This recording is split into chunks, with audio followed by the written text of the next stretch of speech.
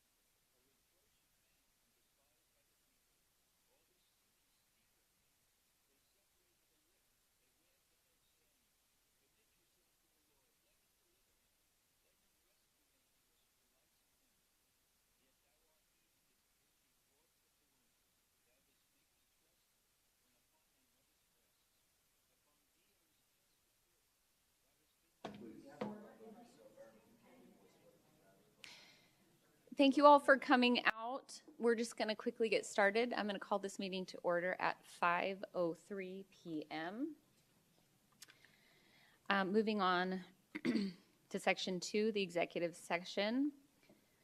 2.1, convene executive session pursuant to ARS 38-431-.03 A2 and ARS 38-431.03A3, discussion or consideration of records exempt from law from public inspection, including receipt and discussion of information or testimony that is specifically required to be maintained as confidential by state or federal law, and consultation for legal advice with the attorney or attorneys of the public body regarding the review of confidential records. I'm going to turn the time over quickly to Dr. Summers, who has a statement.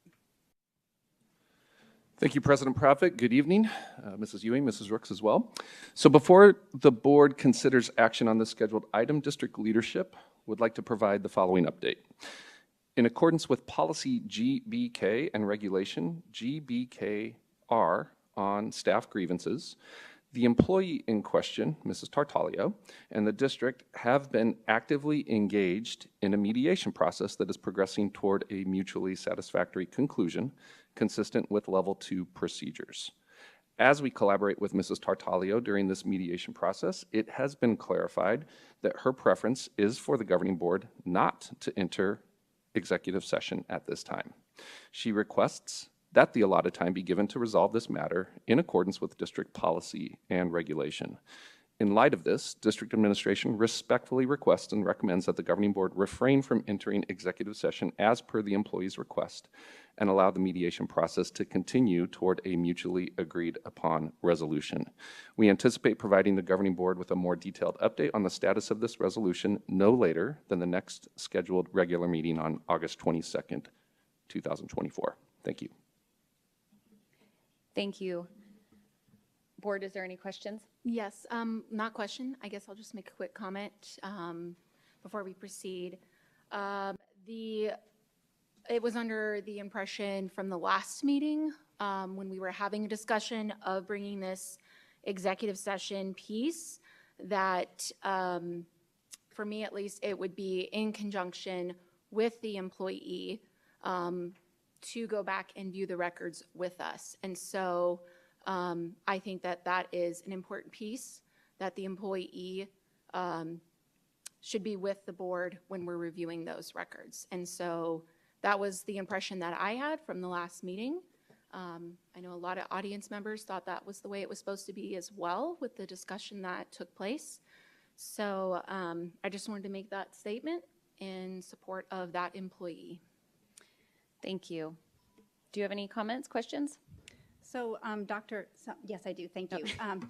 Dr. Summers, just to clarify, level 3, throughout the grievance process, level 3 is if a grievance was to reach level 3, that might require board input at that time. And right now, as you said, it's only at level 2. Is That's that correct. Okay. So, yeah, I don't see any reason to go forward, but thank you. Under the direction of the district and also just following the preference of the employee that we are discussing, I motion that we table the executive session until such a time as the district gives an update no later than August 22nd. I will second that. Thank you. There's a motion made by myself and a second made by Mrs. Ewing. Griffin, will you please take us through a voice vote? Mrs. Rooks, Yes. Mrs. Ewing, Yes. President Proudfit. Yes. Motion passes with 3 yeses. At this time, we are going to take a recess until 6 p.m. where we will start our regular session.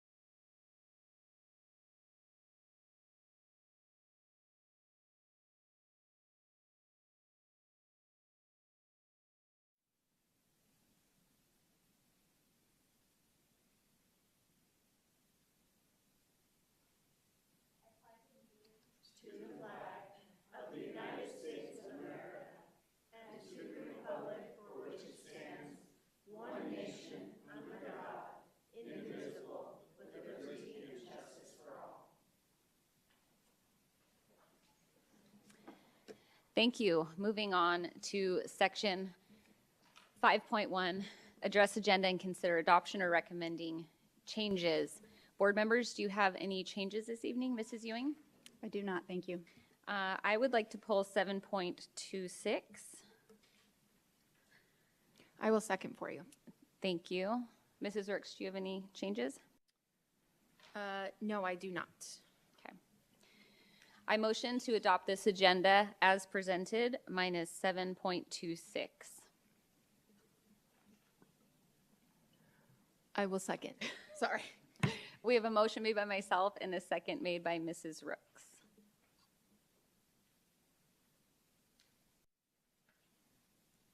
Board members, please cast your votes.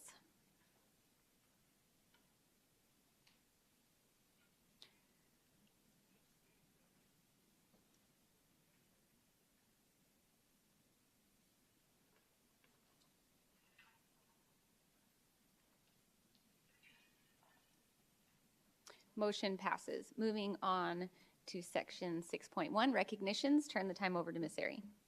Good evening, President Proudfit, members of the board, Dr. Summers, cabinet, and guests. Thank you so much for joining us today with so much to celebrate this week in particular.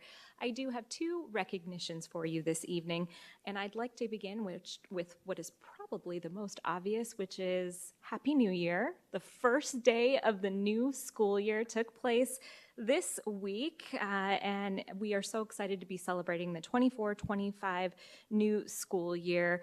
Although it may come with some jitters for some of our students, teachers, and parents, we just really take great pride. I know I can speak for all of my colleagues as we were out and about yesterday and just seeing all of that joy converge on each of our campuses, the excitement of a new school year. Our teachers really worked tirelessly to get their classrooms prepared and ready for their students these last few weeks, while also learning how to use new tools and resources.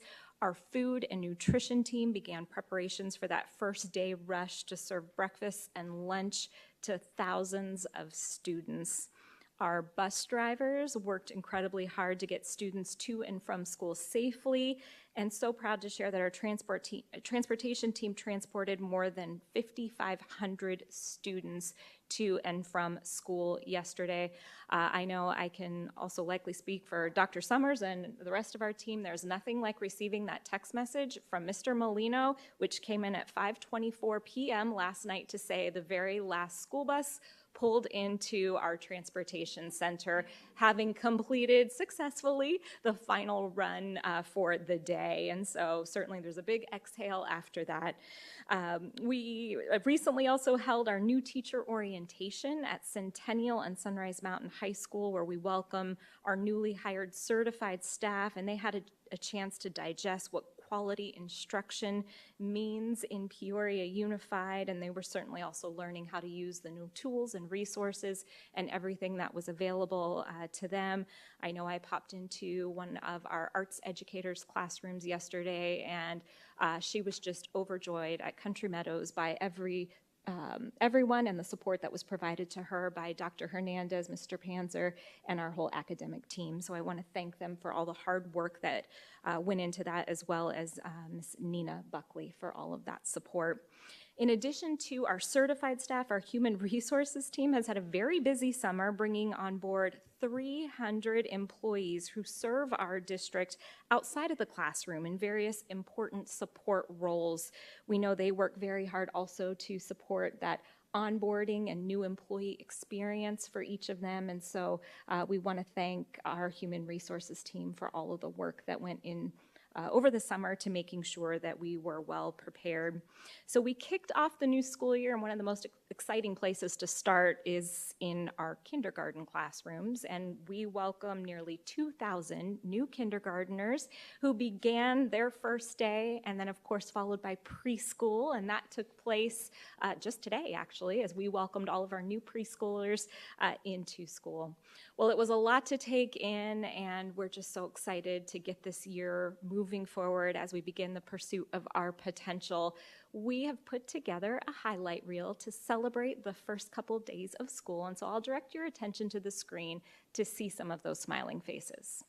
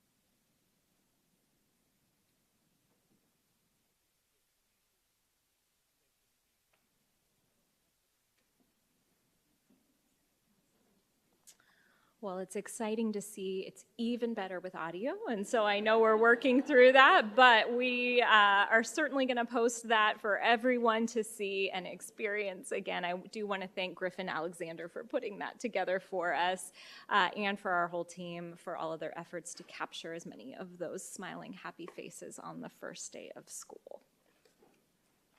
Thank you. Moving on to section 6.2, board. Oh, you have more. I just didn't know if you had any first Oh. day comments you wanted to Oh. share, President Profit, but I do have one additional recognition this evening. I'm happy to move on to that if you'd like. I would love you to move on to more recognitions. Very good. Well, thank you. So our next recognition is in alignment with governing board policy. Each year, the first regular governing board meeting of the new school year, we invite those employees who are a part of our employee associations to be here so that we can introduce them and certainly make sure that you are introduced to them, board members, for the start of the new school year.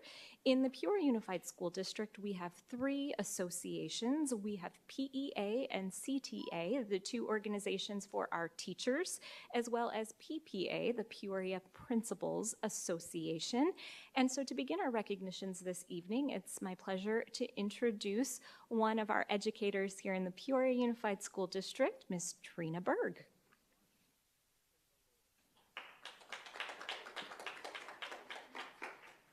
Good evening, President Proudfit, members of the board, Dr. Summers, cabinet. My name is Trina Berg. I'm once again president of the Peoria Education Association.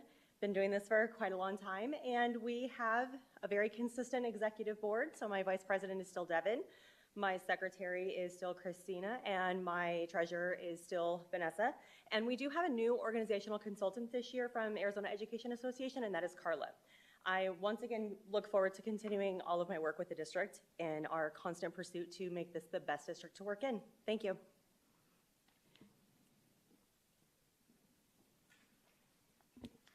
And I'd also like to introduce to you our recent Raymond S. Kellis Leadership Award winner, as well as one of the co-leaders for the Peoria Principals Association, Mrs. Kristen Balthus.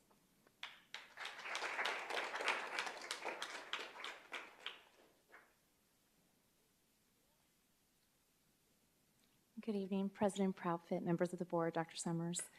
I am a co-president. I run kind of the elementary side of it, and Sybil is my co-president, and she handles the high school. We are in the process of getting some additional board members on. This is Sybil and my second year as co-presidents, and so we enjoy working with Dr. Summers, meeting. I'm sure I don't know if he enjoys meeting with us, but we still do it, right? So just really trying to be that voice for our principals and assistant principals and just listening to our teachers and bringing it back and working with our other associations. So we just are really happy to get in front of you guys and for you to see and hear what we're doing. So thank you.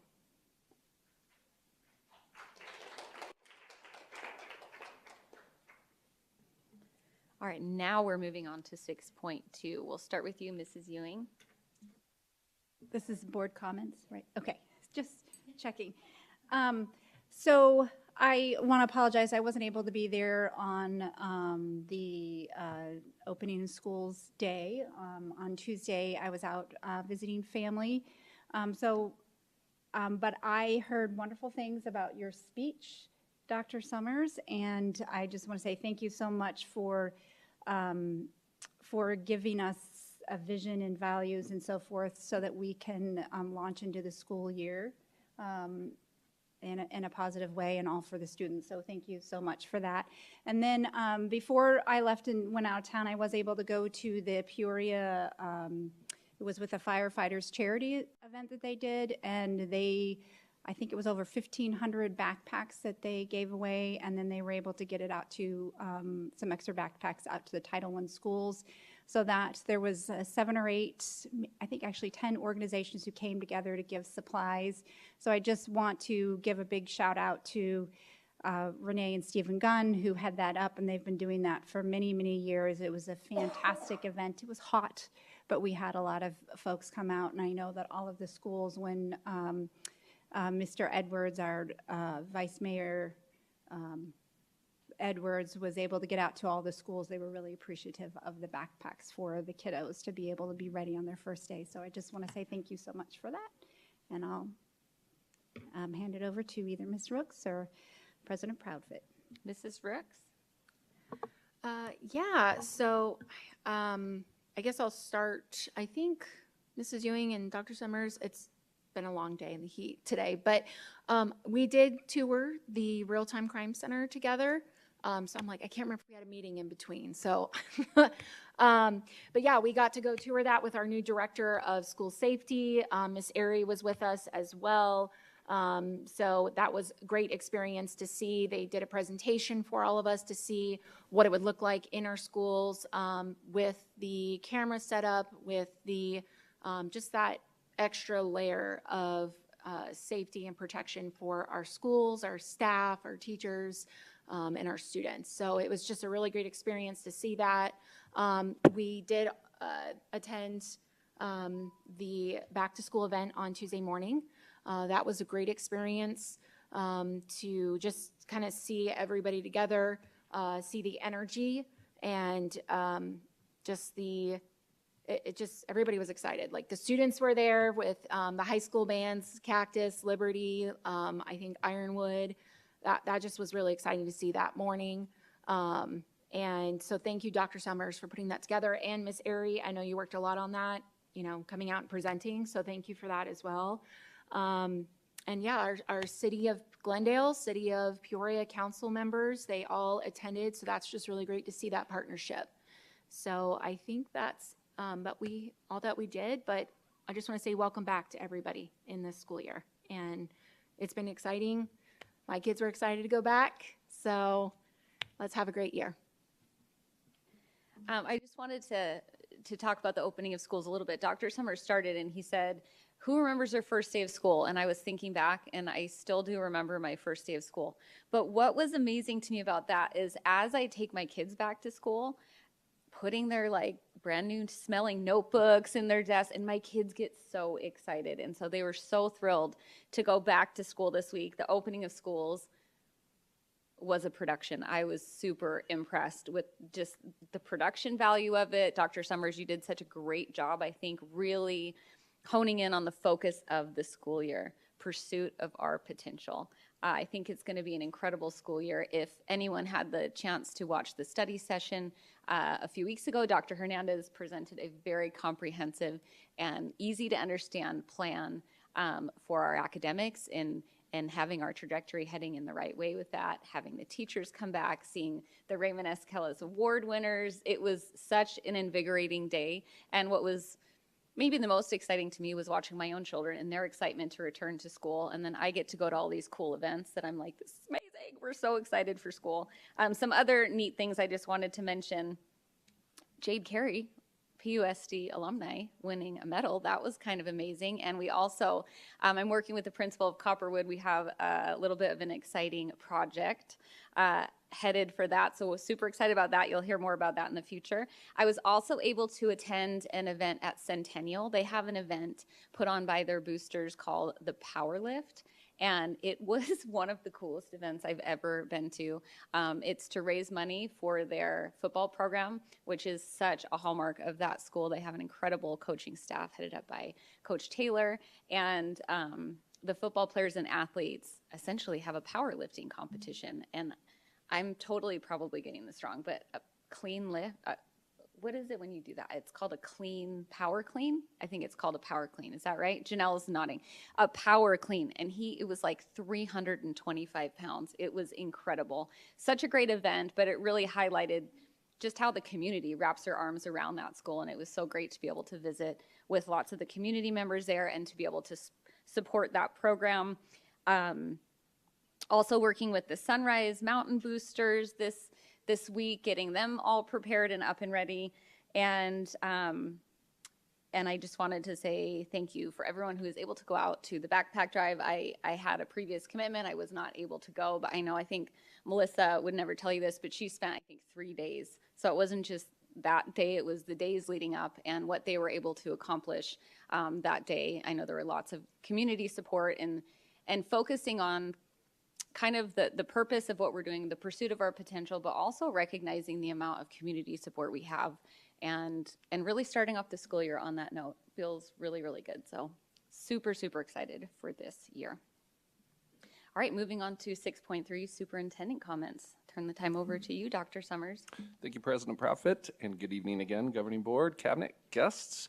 So I'll just echo all the sentiments that were already shared. We are so excited about now 2 days into the school year, so it was so great to see students, families, and all of our staff being back together. And that was our chant during the opening school ceremony, was together we can and together we will. So we are going to be working very purposefully together. And just so pleased to have been able to help motivate our entire staff and our visiting guests as well. Thank you, Governing Board, for also being there at Tuesday's opening of schools ceremony, as well as how we've opened our school doors back. So we also want to thank CCV Peoria for hosting our opening schools event this year. Their hospitality in allowing us to use their facilities once again truly made for a remarkable gathering of Peoria Unified, all under one roof. Well, just 2 different sessions because we have a very big staff. It was a true gift to come together and recharge and refocus on the pursuit of our potential just 24 hours before we launched into this brand new school year, and we cannot wait again to see what we achieve together this year. Also want to take one more moment to congratulate this year's Raymond S. Kellis Leadership Award recipients, who were each very surprised by their loved ones at the opening of schools. So Patty Arkin from Sunrise Mountain High School, Angela Hotbit from Peoria Elementary, and Kristen Balthus at the Sunflower Center and Canyon Elementary. These 3 leaders in Peoria Unified truly embody the spirit of Dr. Kellis. Each day they selflessly serve others and do all that they can to ensure that every student every day is prepared to shape tomorrow. So congratulations once again, Patty, Angela, and Kristen. And then just one more mention, and so excited that we have come together. Our study session / special meeting from a week ago. Want to just elevate that we are getting very close to the formalization and finalization of superintendent goals, and excited to present those to you all formally at our next upcoming board meeting on August 22nd. So thank you for your feedback and support in that effort as well. And President Profit, I will turn it back to you. Thank you. Thank you. We're going to move on to Section 8. Griffin, 7.26 is not 8.1. If you can just make that update. And we have a public comment tied to this. President Profit, members of the board, if you could refresh your page, it should be appearing as 8.1.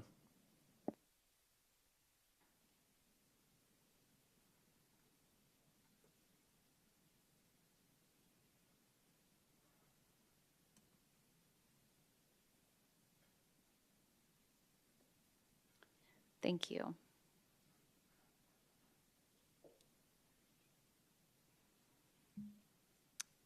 We're going to first hear from Dr. Hernandez. Did you want nothing? Okay. We'll turn the time over to our public comment, Charmel Bolster. Yes. There's no presentation, so yeah, it's just you. Good evening, President Proudfit, Board, Dr. Summers, and Cabinet and guest. John, I don't have a lot to say about this. My only concern when I was reading over it, I just feel like that $425 is an awful lot for a student to have to pay for a class, a high school student. The other thing I'm not real clear of is just of what benefit this is to Peoria Unified School District. It seems to me that the benefit is going to be mostly geared to ASU. The only other thing that I was questioning in my own mind was, how does this fit into the district's total strategic plan, and how does this impact student academics in our district? So just a few thoughts I thought I would share. Thank you. Thank you. Dr. Hernandez, can you address some of those questions? Or President Proudfit, members of the board, guests, and cabinet, the ASU Universal Learning courses provide our high school students with the opportunity to earn college credit from ASU while they are still in high school. Students pay the registration fee of $25 for the course, and at the conclusion of the course, if they want to, they have the option to pay $400 to have the ASU credit on their transcript. So that's an option for them. So in the situation where I chose to take the course, I paid the $25. I did great. I may want to do that. I may choose not to do that otherwise. So ULC courses are taught by ASU faculty. Many of the courses that are offered fulfill course requirement for degrees at ASU. The district's currently utilizing these courses in our CTE programming as a capstone option for students in our business management at Centennial High School, engineering 4 at Ironwood, Liberty, Kellis, and Sunrise Mountain, and Centennial, and all of the strands at the Met Professional Academy as well. So additional courses to be added would need to be district approved prior to. So our students can choose to do these courses on their own, but what this agreement allows us to do is our classroom teachers can then assist and facilitate in the process and provide that support, that transition between high school and college when you're still in high school. So it's a valuable opportunity that we provide our students here in Peoria Unified.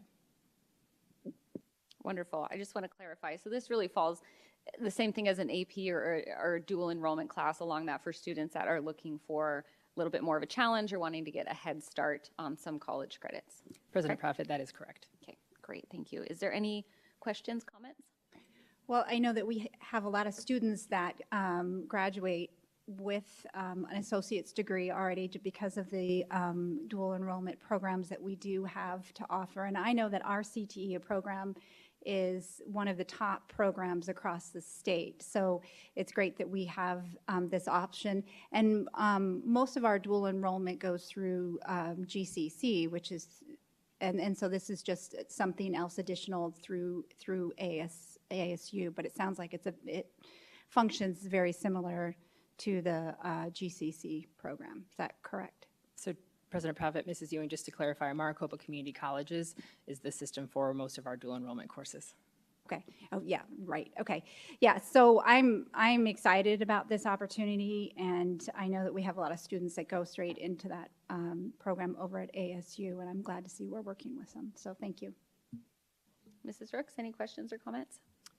No, I think Dr. Hernandez answered them for me, just with bringing up, the concerns. We always want to make sure we're addressing any concerns with the community if they have questions. So thank you. That being said, I motion to approve the agreement extension between the Peoria Unified School District and Arizona State University for the ASU Universal Learner Course Program as presented and associated fees for the program that may be charged by the district for student participation. I will second that. We have a motion made by myself and a second made by Mrs. Ewing. Board members, please cast your votes.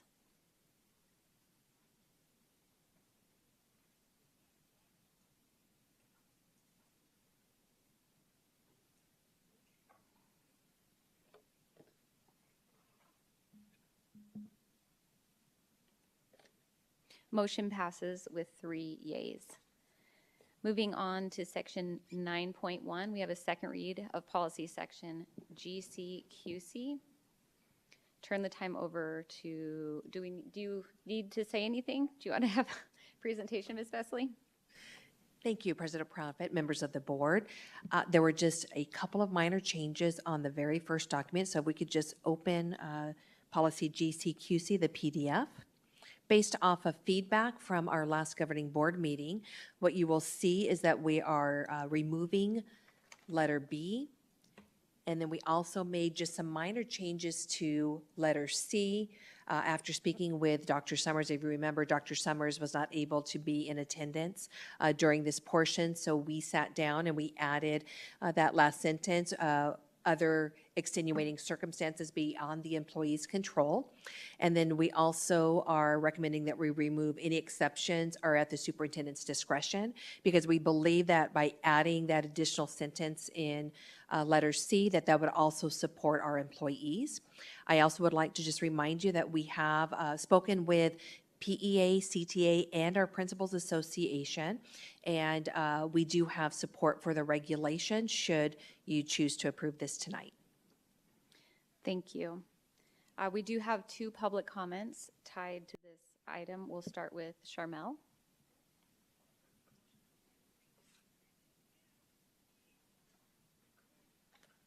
I'm back. Just a few things that have crossed my mind regarding this. First of all, I'd like to thank Mrs. Besley and the HR department, I think they've done a wonderful job on this. I think it's a very fair policy, and I think the damages that they are assessing here are fairly low in comparison to at least one other district that I'm aware of. So overall, thank you for all of your hard work on that. The only other comment that I would like to make, and I personally know of 2 teachers who have resigned their positions in the middle of the year. Both were veteran teachers. One of them had been in her district for a while, and the other one was fairly new to the district. But I think you have to kind of think about why are you doing this? It's not supposed to be a punishment to the teachers. What is your objective in doing this? We know how the teachers feel about it. And I, for one, I never had heard of this till I came here. But my concern is that if teachers want to break their contract, they're going to break it. And the only ones that aren't going to break it are those that possibly cannot afford these liquidated damages. And most of those are going to be your younger teachers who don't make that much money to begin with. So the other thing, when I spoke on this once before, I had asked you and recommended that you go back and take a look maybe over the last 5 years. We're always talking about data, and we're data-driven, and find out why, is this a trending? Is this a growing area? Is it getting worse over the years? Why are these teachers leaving or breaking their contracts? When are they breaking their contracts? Is it mostly during the year? Is it mostly after during the summer? I think all of this information would be important, and I just would like to see before you make a decision. And I do think if you do this, I think it's a good policy if you're going to do it.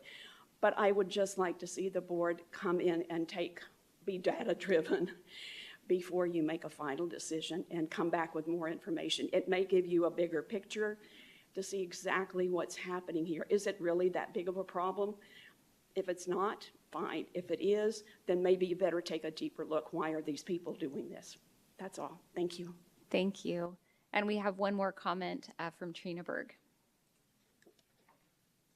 Good evening again, President Proudfit, members of the board, Dr. Summers, Cabinet. Again, Trina Berg, President of the Peoria Education Association. This policy is far superior to what we've had for a very long time. We have, however, as an organization, always supported zero liquidated damages, and we will continue to support zero liquidated damages. I also agree that the goal is to always make it so that people don't want to leave in the middle and break contracts. However, this policy is absolutely far superior, and I appreciate the fact the district has worked with us over the years to both reduce the liquidated damages and now changing it again to allow some leeway in these damages. But we will always advocate for zero liquidated damages. Thank you. Thank you. If you guys don't mind, I'll start because I apologize to Ms. Vesley because I was not here this meeting that this was brought up. The second half of the meeting, I had hung up on that phone call, so I never actually got to kind of say my thoughts on this. I will not be supporting this tonight, and this is why. I've thought a lot about this, and my experience as a business owner and being leaders of organizations. To Charmel's point, we did request the data, and it came in a Friday report. It is not a trending problem in the district, and to your point, you're absolutely correct. To attack it this way, I'm not seeing any causational relationship that says the money we collect from this equals better student outcomes, that this goes to replacing those teachers. We could have all the money in the world and we still might not be able to replace that teacher. And so I don't see that this is having a positive effect, or at least the negative effect of stating that we need a policy like this. I think we should be able to have good faith in our teachers. And like we discussed in a study session, there are ramifications for job abandonment. And to say that this is happening left, right, and center in the district is just not correct. And also for an educator to leave a position in that way, knowing that the ramifications could be loss of their teaching license. I mean, there are huge things at play already. I just don't think this, as a leadership team, it's a great move to say, teachers, we're planning on you wanting to leave, and so we're going to put this policy in place. I would rather see it attacked in a proactive way and continue to gather that data. And I think it was Miss Airy at the start of schools that you said that we are a school district that people seek after both to send their children and also to be employed in. And I think as a leadership team, we need to leave with that. So this is going to be a no vote for me tonight because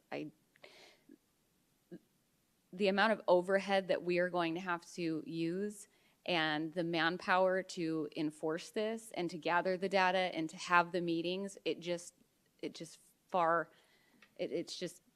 farly more negative than any positive that could come out of it, in my opinion. Do you want to go next? Mrs. Rooks? Yeah, I just thought we were going to give comments first. I didn't know we were saying which way we were voting quite yet. So that's kind of frustrating.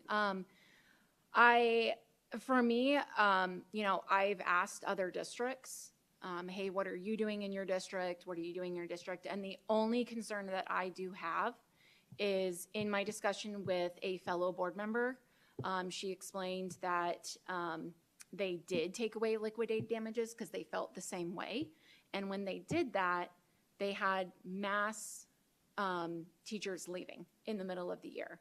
And so they did bring it back. So that's my only concern. I want to find a balance to where we're also looking out for the children, because I just want to make sure that if we do go away with this, what are the consequences that are going, if there's going to be consequences, how is it going to affect the children? That's my only concern, is I don't want that to happen. I don't want to see that happen in our district. That is my only hesitation, is looking at what's best for the children. And so I do like the idea of gathering that data and hearing more of that, because I don't think we've ever done that as a board. We've never been able to see exactly why is everybody leaving. So I would be totally open for that, and just doing a trial run of this and then getting that information, because it is such a big decision, right? Because yes, we want to look out for our teachers and our staff, but we also need to make sure that the children, it doesn't affect the kids. That's my only concern, is when I hear about in another district that they took it away because they agreed, they didn't want to punish their teachers or whatever reasoning it was. They just saw a mass exodus in the middle of the school year, and they were scrambling, trying to get classrooms filled. Students were affected. I just want to keep making sure that we're looking out for the kids. So can I offer a couple of things? So, so I know, Ms. Vesley, last time you did a whole bunch of research where you talked to the other school districts, and you had asked even those that didn't have a liquidated damages if they were seeing large amounts of people leaving. I believe, you can correct me if I'm wrong on this certainly, but I believe that wasn't as much of an issue. And I do know that, so that's kind of one point, but I do know that you also felt like the damages that we were putting in place when people were leaving, it wasn't deterring them from leaving. So then we kind of get to that point, kind of like what Mrs. Proudfit said, like, well, what's the point of this if they're leaving anyway? It's not deterring. So anyway, if you can maybe answer the question about some other districts, and then I have some things that I think we have the ability to adjust this a little bit too. So I have some suggestions that maybe it would appease some of the things that Mrs. Rooks, her concerns are. So if you can just answer that first part. I do know that there are a few districts, neighboring districts, that have the liquidated damages. One just recently started it within the last year, so I don't have that particular data from that district. I did speak with Dysart. I think I shared that this last meeting, and they have a brand new person over their Human Resources Department. He started July 1, and just in the 2 or 3 weeks that he had started, they had about 9 in July. I did provide the board with the data from this past year, broken out by quarters so that you could see when people were leaving. And so I think I think it's really going to be up to the board at this point, in this second read, that we take a vote and then we look to see where we are. We're happy to bring data back to you. We can bring it back in January to say where are we at this year, and we'll bring it back at the end of the year for you to look at as well. So on this, is there, because I remember all of our conversations we had before, there was a lot more of concern of folks leaving during the school year, which really puts burdens on our other teachers, and then can be more disruptive to the students' learning. It seemed like, if I'm understanding what the board was saying, it wasn't so much the concern of the teachers, or it's not just teachers, but the staff leaving during the summer program. It was more of, not program, but during the summertime, it was more of when they leave during the school year. So if I'm looking at this, where this is a very graduated thing, is that something where we could, I mean, certainly we need to go for the vote on this, but is that something where we maybe just want to put in liquidated damages for somebody leaving after July 1 or once their contract starts? So then I just wondered if that's kind of a halfway point. But last time when we addressed this, I said I could kind of go either way. I wanted to see what kind of collaboration we could do across the board on this. My only issue is the more we talk about it, I feel like the more complex it gets. And I don't, as we kind of like tier down the amount that we're going to be charging a classroom teacher, for instance, who might leave in the middle of a year, to Charmel's point, I don't think that amount of money would be a deterrent necessarily. And I think the people that are really seeking after that either have extenuating circumstances where these are going to be waived anyways, or they don't care if their license is revoked. Maybe they're leaving teaching altogether. And to put that burden on the superintendent of essentially having to meet with every single it just feels like the overhead of this is just not, it's just not plausible. We certainly can do it and we certainly can execute it, but I don't know that it is going to have the effect on student outcome that we're thinking that it's going to. And again, for me, it's more of a leadership thing. Are we stepping forward saying that we believe that we are a district you want to teach in? And are we leading with that statement and that thought in mind? Or are we not? And then the last thing is just, I totally understand what you're saying. Like, we don't want the kids to be left high and dry and to have it affect students. I'm just not seeing the bridge that any form of this policy will prevent that. Like, I'm not seeing how this policy in any of its forms is a positive impact on students or teachers. President Profit, if I may. Yeah. I just want to make sure that we're clear on the evolution of the draft that we have incorporated board feedback on for your consideration this evening, which, as we did discuss in both the previous board meeting, the July 10th meeting, and then reflected here tonight. This really is just the in-between step from what we had to where we could go, which is no liquidated damages at all. So that's really, I think you guys know this, but I just want to restate, it really is the vote of the board tonight to let us know it's either this in-between step as it's currently outlined, based on everything that has been discussed. The line that was removed was sort of that catch-all, but we didn't feel like that was the best way to articulate sort of the administrative burden, if you will, in terms of how we would execute. So that revision, just so you're aware, we do feel comfortable, for lack of a better term, in terms of how this currently presents itself in terms of our ability to execute. And then the corresponding regulation is the tiered model that we've been discussing. So it's, again, not doing away with it completely, but it's certainly not implementing liquidated damages universally across our current approach. I should add, our current approach has been to pause or suspend liquidated damages over the past couple of months. We have not, I think, Ms. Vesely, you can correct me on this, we have not seen an uptick per se over the past couple of months just relative to that pause or suspension. Would you agree? It's not like we're seeing more of resignations than what we would typically see at this point in the year. Thank you, Dr. Summers. That is correct. We have had a few, but we have not seen an uptick. So I just think that's worth noting in terms of where we are relative to this current decision in front of you all, and where we would anticipate that trend playing itself out over the next several months. So I just thought that was important to reiterate so that we're clear on our position relative to all the feedback that we've incorporated thus far.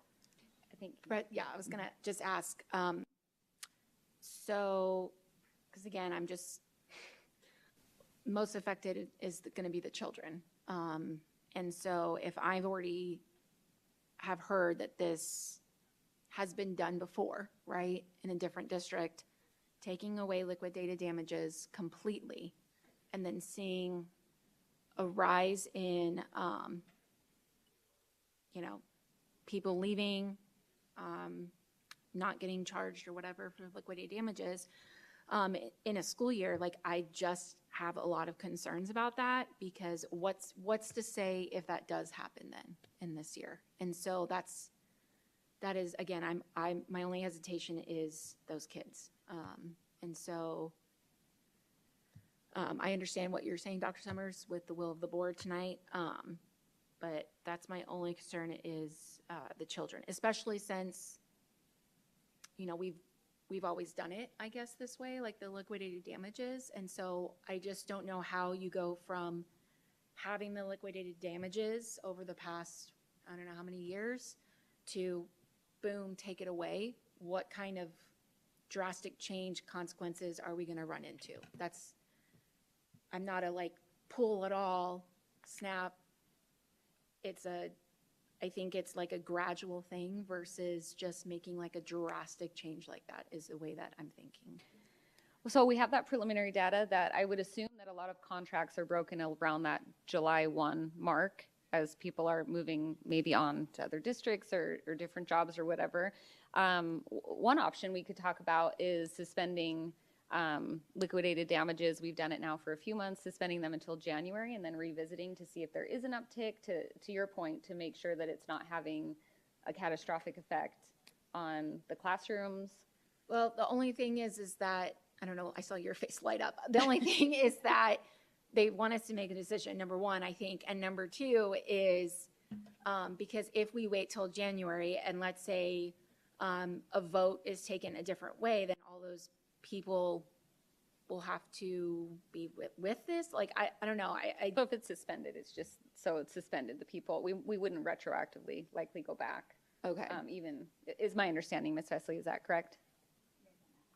Yeah, that's what I want. I have a question on that part then. Or it Thank just you, depends on President what we- Profit, members of the board.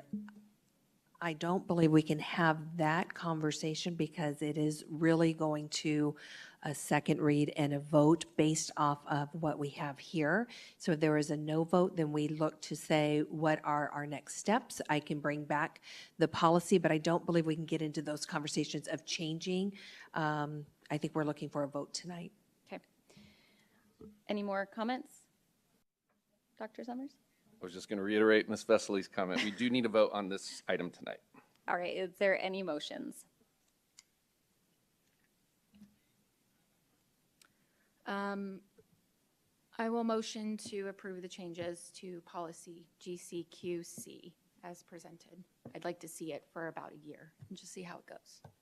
Is there a second?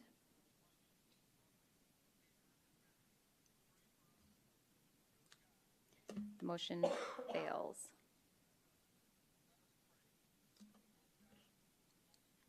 Moving on to section 11.1. Public comment. We have quite a few public comments. We're going to start with Mr. Jeff Toby. Is that, you good? Okay. Ms. Janelle Bowles. Thank you. I don't know if I'm getting shorter or what's up with this mic. First, I want to say thank you, Dr. Summers, for working with the community and allowing vaccines to be held outside of our schools and working that out. And I won't go into detail about that, but thank you. Many parents appreciate that.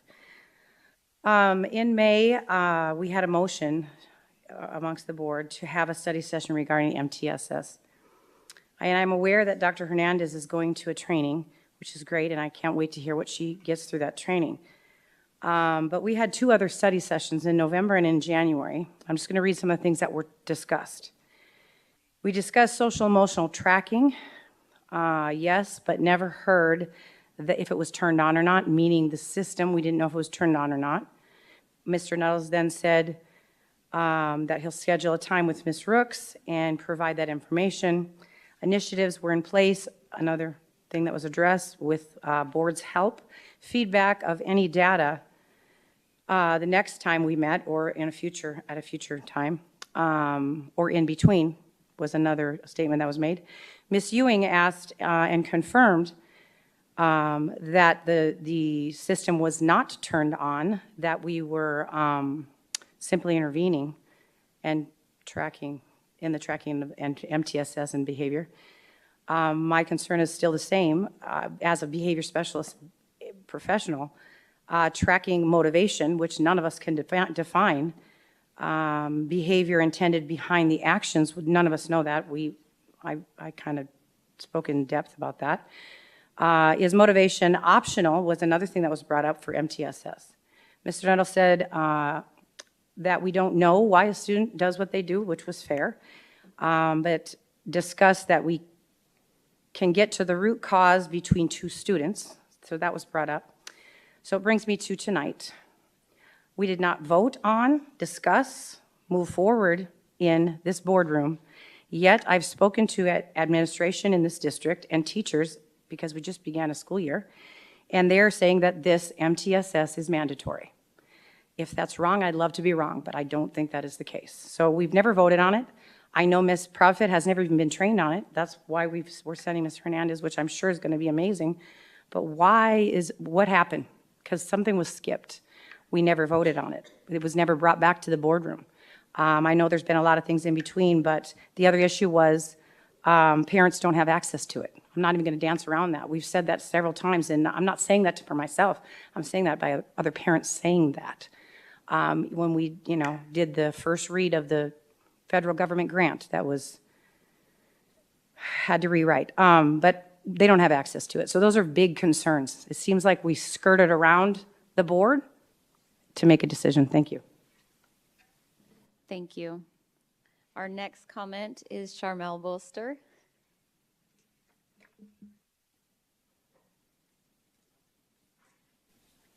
I promise this is the last one. Well, I had a speech all prepared, but the announcement that was made before the meeting started with Landa kind of blew everything I was going to say. However, I will share with you just a couple of thoughts. I've been attending these board meetings now for a year, and I've seen a lot of wonderful things happen in this district. I think you've got a great cabinet over here. You've got a great superintendent. And I've seen a lot of good things. My concern is, though, what I have observed is that I feel like the main difficulty in this district and the thing that holds it back is the way that the board conducts business here. And a lot of this was brought to light by the Landa Tartaglio situation. I saw a lot of things that come out that I hadn't realized. I think I was giving the board too much credit. I thought you had more information regarding her situation than you actually did, and I didn't realize that till Mrs. Rooks requested her records. So I'm not going to go through that whole scenario of what happened. And to Dr. Summers' comment when he made the comment about that the board needed training on parliamentary procedure, I totally agree. But I think part of the reason why you all are having such problems at times and why the district has problems is because the board has not been trained. And a lot of that would fall back on the superintendent, but you've got one here, I think, that's quite capable of taking you and moving you forward. The greatest problem I see here in the district is the way the business is conducted in the boardroom. I do see efforts being made to trying to include the community out here more and more, and I think that is crucial, especially with your school board elections coming up, and you have a bond election coming up. I do also would like to challenge you and to make sure that I feel like it's every board member's responsibility to get all of the information they can on every single thing that comes before this board. When I hear of a board member that says they don't feel like that certain things would give them the information that they need, I don't think that's right. You have a duty and a responsibility to gather every bit of information that you can. So my time's almost up. I just challenge you, and Dr. Summers, if you can help us out here and educate us as well. More information, being transparent, is what's going to put this district ahead of everybody else, and this district has that capability. Thank you. Thank you. Our next public comment is Sean Anderson.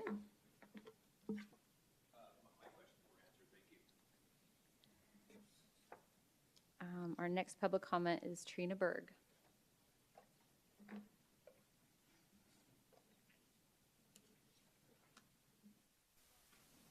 Good evening once again. I just want to say welcome back to all of my fellow colleagues. It has been quite the beginning of the school year. I am exhausted already. It is only Thursday. I said Tuesday, see? I haven't talked this much in months. We're tired. I want to once again thank my son's school, Desert Valley. He's in 7th grade now, so I've entered the world of middle school with my own child as opposed to teaching middle school for so many years. And we've run the gamut of all emotions from, I don't want to go back to school, this is dumb, I can't wait to see my friends, I love it, I had my first science project today, we're going to fail, I hate it, all the things, right? So we've run all the whole gamut. But I do want to say welcome back. It's quite the adventure. This is a really tough job, and you have to love it to stick with it. And I do. This is year 24 for me. I've got a few more years left. Looking forward to watching my students continue through and watching my son continue through. I can't wait for all the middle school sports. My son got his test results back, and I as a parent have never put a whole lot of you have to do the best you can on the AASA test. I always forget because it changes all the time and I don't give that one. As a parent, I understand what that test means. And when he got his results and he kept all summer, I don't have my results back, I don't have my results back. He showed tremendous growth this year, and I attribute that to his 6th grade teachers. They were wonderful. He had such a great year last year. That school is wonderful. So I will always thank Desert Valley so much for being such a wonderful place for my son. He surpassed state, district, school. He made tremendous growth. He's way above where he was before, and he was very excited when he saw his results because he puts that pressure on himself. I certainly don't as a parent. But I understand the reason for the test as much as I don't like the test. To answer a question that was asked about the MTSS system, as a teacher, we do have to use it. We use it for behavior, we track behavior. So instead of writing the pink slip that has the in triplicate forms, it's all just entered in the system now, and it shows who was all involved. Was there a victim involved? If it's a fight, right? You have a perpetrator, a victim, all the things. And so instead of writing it out and having to pass the paper up to the office, it's all just done on computers and then it's handled. As far as minor behaviors, we use it because minor behaviors are important. If you have a slow progression sometimes of behaviors, it shows that track record. What we don't have to put in there, because it is optional, is the motivation. I don't know what the motivation is, I don't really care. And also, if there's something that's optional, I'm not gonna waste my time as a teacher to fill in all the optional stuff, because I have to hurry up and just get this done and move on with my life and with my class. But those minor behaviors are super important for the overall health of our students, as far as keeping them on track to do well in school. But the system is a good system, and I'm glad we have it. Thank you. Thank you. Our next comment is Becky Smith.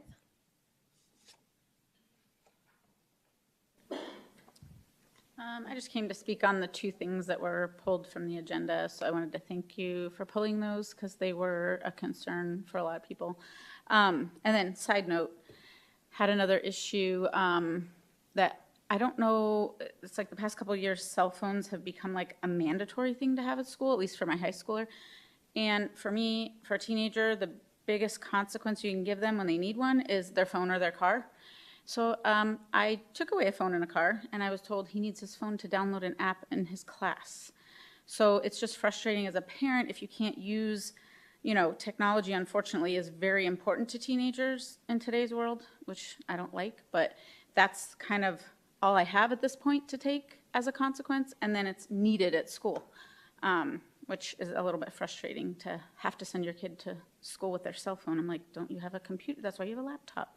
But he was saying he had to download an app for a class. And then the other thing was, last year, when he had his car taken away, I was able to get on the app for the buses and find out what time the bus came and where it was. And I was like, be at the bus stop. You don't have a car. And he was able to jump on the bus and go to school. Well, this year, I went to do that, and it was in the middle of the night. So it said you had to register to get, approval to be a bus rider. So I couldn't find, where the bus stop was and what time he could get on the bus. So it changed, I guess, from last year, which I wasn't aware of, that you now have to get approved to be a bus rider. So it was a little frustrating as a parent. Again, I was like, okay, here's your car, so you need to go to school. He couldn't just get on the bus, and I couldn't find that information online quick.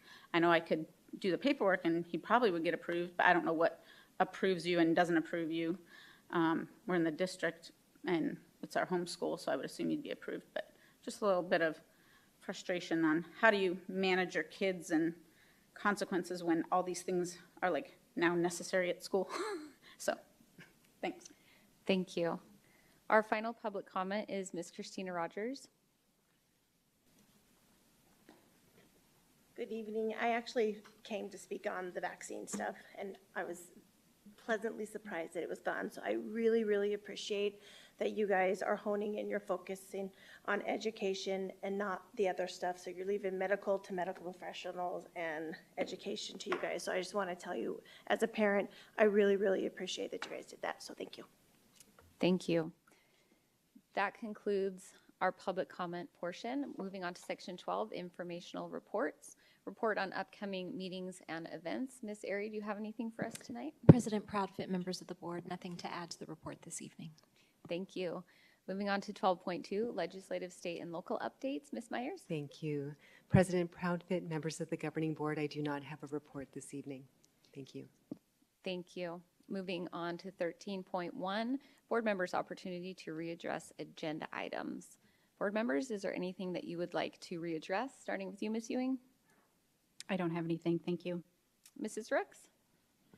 I did just want to address that I forgot to mention Oakwood Elementary Cindy Courts. It started this last week for her last year, 40 years. She'll be retiring this year. So I just wanted to give a shout out to her. I hope she has a great rest of her last year and just really enjoys being at Oakwood. That is incredible. Wow, 40 years. Nothing for me. Moving on to 13.2, request for agenda items for future governing board meetings. Mrs. Ewing? I don't have any today. Thank you. Mrs. Rooks? I would like to, I know that we've already requested the MTSS study session, so hopefully that'll be coming soon. But after the study session, I would like to have a vote with such a big item with the multi-tiered system of support. I will second. Thank you. And that was it. That's it. Great. All right, moving on to 14.1, adjournment. I move that we adjourn this meeting at 7:02 p.m. I will second. Thank you. We have a motion made by myself and a second made by Ms. Ewing. Board members, cast your votes.